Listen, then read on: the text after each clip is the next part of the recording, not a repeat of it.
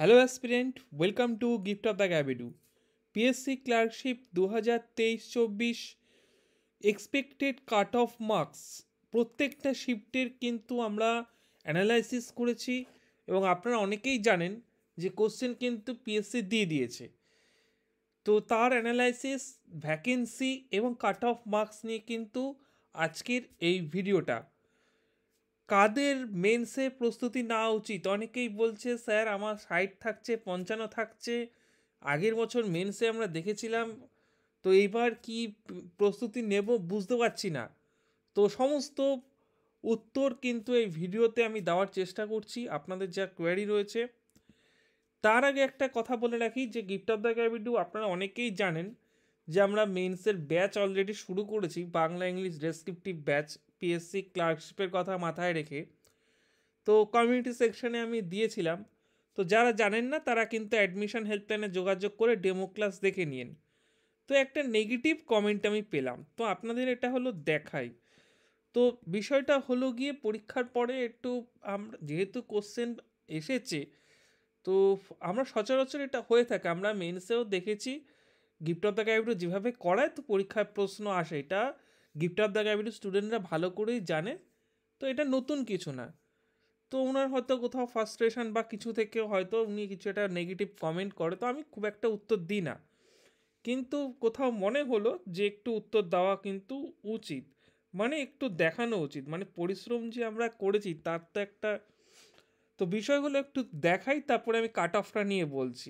দেখুন, কোশ্চেন যা এসেছে একটু শুরুর দিকে যদি বলি, আপনি দেখতে পাচ্ছেন এগুলো হলো আমাদের রিভিশন ক্লাসে, সেখানে কিন্তু নোট, ঠিক আছে, আমাদের স্টুডেন্টরা কিন্তু নোট করে। দেখুন এখানে যেরকম আপনি ভারতরত্ন থেকে দেখতে পাবেন, পঞ্চায়েতের অ্যামেন্ডমেন্ট অ্যাক্ট থেকে দেখতে পাবেন, ন্যাটো কবে স্ট্যাবলিশ হয়েছিল 1949-এ সেটা আপনি দেখতে পাবেন।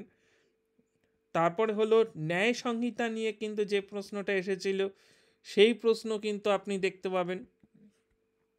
আচ্ছা, এরা অফ ডার্কনেস শশী থারুরের যে লেখা আমার কিন্তু এসেছিল, সেটা আপনি কিন্তু এখানে কিন্তু দেখতে পাবেন, ঠিক আছে।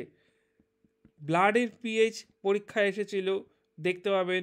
রেডিও অ্যাক্টিভিটির যে ইউনিট রয়েছে সেইখান থেকে দেখতে পাবেন। আচ্ছা, অ্যাটর্নি জেনারেল কে অ্যাপয়েন্ট করে, number of fundamental duties, Ukai dam, তারপরে হলো মোহিনীআট্টাম, কত বলবো আমি, এখানে রাখছি আপনারা স্ক্রিনে একটু দেখে নিন। মোহিনীআট্টাম থেকে, স্পোর্টস ডে থেকে, স্পোর্টস ডে, প্রণব মুখার্জি যে ভারতরত্নর যে বছরটা কবে উনি পেয়েছিলেন, ঠিক আছে।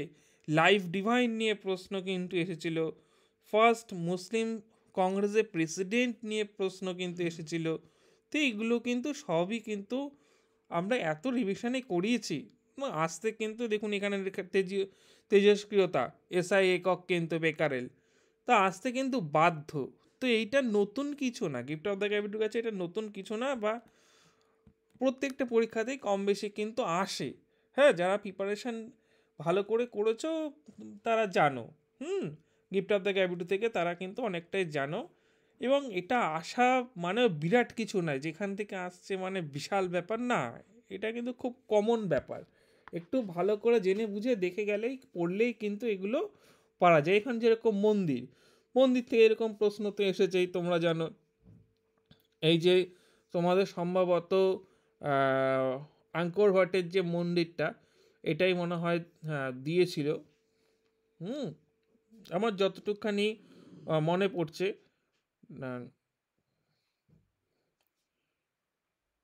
আরও একটা মন্দির এখান থেকে এসেছিল, তা আমি যে এই যে মহাবলীপুরম, মহাবলীপুরমের যে রথ, রথ নিয়ে তো আমি আলোচনা করেছি, সেই হলো প্রথম নরসিংহ বর্মন, মহাবলীপুরমের যে রথ। তো এই যে প্রশ্নগুলো, তো এইগুলো নিয়ে অলরেডি কিন্তু আমরা করিয়েছি।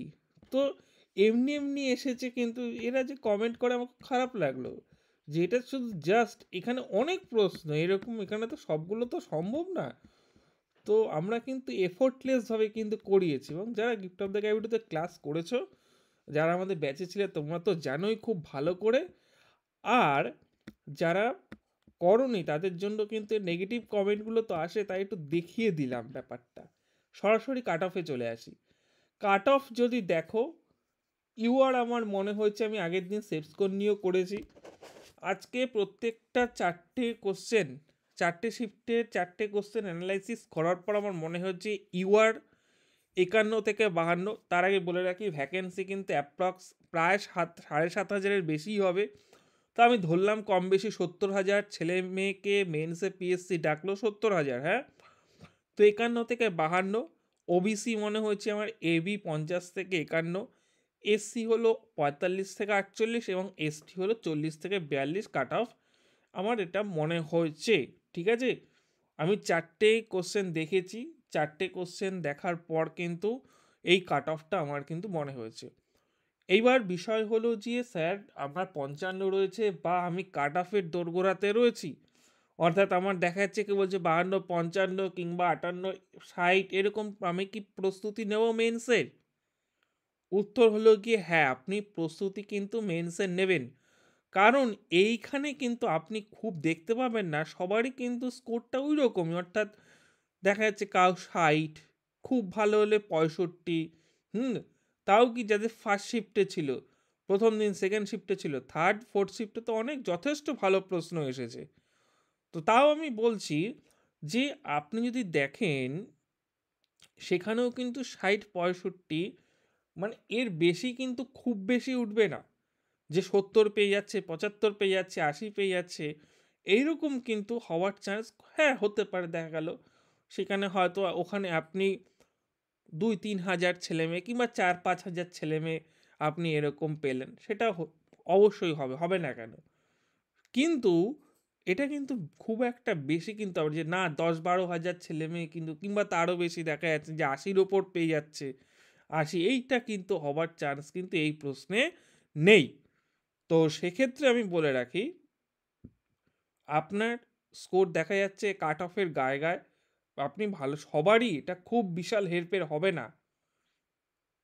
ভালো করে প্রিপারেশান নিন মেন্সের, নিশ্চয়ই কিন্তু ভালো করে যদি প্রিপারেশান এখন থেকে শুরু করেন, অর্থাৎ আপনার স্কোর 55 এরকম রয়েছে, আপনি নিশ্চিন্ত মনে প্রিপারেশান শুরু করুন, অবশ্যই এখন থেকেই শুরু করুন, বারবার বলছি, তাহলে কিন্তু আপনি একটা অবশ্যই অবশ্যই আমি বলবো রেজাল্ট কিন্তু পাবেন। আমি অলরেডি চ্যানেলে দিয়ে দিয়েছি ডেমো ক্লাস, আমাদের তো 8 মাসের একটা কোর্স তো রয়েছেই 2,000 টাকা ওয়ান টাইম ফিস দিয়ে।